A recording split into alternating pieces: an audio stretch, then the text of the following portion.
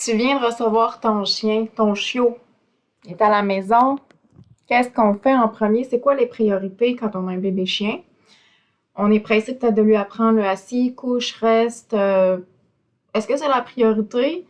C'est important de commencer en bas âge l'éducation. Notre chien a un cerveau tout jeune. Il apprend très vite. Ses capacités d'assimilation sont surprenantes. Mais avant de commencer des exercices éducatifs, c'est important de prioriser la socialisation. Donc, on entend très souvent la socialisation, mais une socialisation bien faite, une socialisation qu'on comprend bien et qu'on applique bien. Comment je peux socialiser mon chiot pour que ce soit bénéfique et à quoi ça sert en fait la socialisation? Bien que la socialisation commence dès la naissance de votre chiot et qu'une grosse partie soit débutée lorsqu'il est à l'élevage, encore avec sa maman et la portée. Donc, l'éleveur a un rôle crucial dans la première partie de la socialisation. Lorsque vous adoptez votre chiot, c'est vous qui continuez le travail qui a été entamé. Vous voulez faire quoi avec la socialisation? Vous voulez faire de votre chiot un individu sociable, confiant dans son environnement, qui va être à l'aise avec tout ce qui est susceptible de rencontrer et d'être, dans le fond, en contact à l'âge adulte. Que ce soit les individus, les chiens, les chats, les humains, les animaux de tout genre. On dit humains, on dit des hommes, des femmes, des enfants, des nationalités différentes, des démarches différentes. Des objets, toutes sortes d'objets. Je parle pas juste ces petits objets à lui, sa petite cage, bien entendu que ce soit un apprentissage très important, l'enclos, la cage, mais l'aspirateur, les objets de toilettage, les marchettes, les poussettes, tous ces petits détails-là qui pour nous sont normaux, peut-être même banaux. Pour le chiot, c'est nouveau, c'est nouveau. Et si on ne va pas familiariser notre bébé chien à ça maintenant, quand il va arriver à l'âge adulte ou même vers l'adolescence, il ne saura pas quoi faire avec tout ça. Quand un chien ne sait pas quoi faire avec ça, il n'a jamais rencontré ça dans sa vie, il n'est pas capable de le rattacher à une expérience positive ou négative, ben ça crée un doute et ça peut créer de la peur, voire de la réactivité. Donc le chien, parce qu'il ne connaît pas ce que c'est, l'inconnu, ça fait peur. Alors, on peut prévenir beaucoup de phobies, beaucoup d'anxiété, même d'agression aussi. On a un programme de socialisation béton avec notre chiot. On parle aussi des bruits.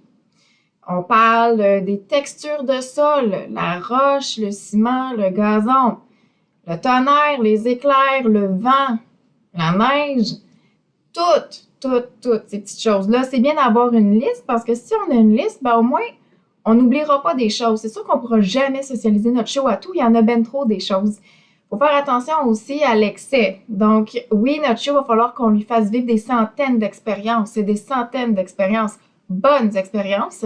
Mais il ne faut pas aller dans le trop non plus. On veut prioriser la qualité à la quantité. Parce que si je fais trop, je peux épuiser mon chien. Je peux pousser ses limites aussi. Puis je peux faire en sorte qu'en réalité, les associations qu'il fait ne sont pas celles que je voulais. C'est très important. Très, très important lorsque vous socialisez, la règle d'or, c'est que chaque découverte, chaque nouvelle expérience soit accompagnée du sentiment de sécurité. Si vous voulez faire rencontrer à votre chien des amis chiens, des enfants, mais qui n'est pas à l'aise, même si pourtant, non, mais personne ne lui fait mal, le chien il est gentil, les enfants sont corrects. Si votre chien a peur, si votre chien est inquiet, si votre chien veut se retirer de la situation qu'il ne peut pas, s'il est inhibé, c'est pas une bonne expérience. Donc, c'est votre chien qui vous le dit, c'est lui qui décide. Comment on va le savoir? Vous allez regarder son langage corporel. Donc, qu'est-ce que mon chien dit avec son corps? Au niveau de la tension dans le corps, les postures, les mimiques, les actions. Donc, regardez son visage, regardez s'il veut s'en aller, s'il veut fuir. Il y a une multitude de petits signaux subtils et évidents qui vont vous dire comment votre chien se sent, qui vont vous dire ses émotions et qui vont vous aider à prévenir, à prévoir en fait ce qu'il va faire dans le fond comme action, comment est-ce qu'il va réagir. Donc, ne jamais non plus se fier sur le fait que le chien se laisse faire veut dire que ça va bien.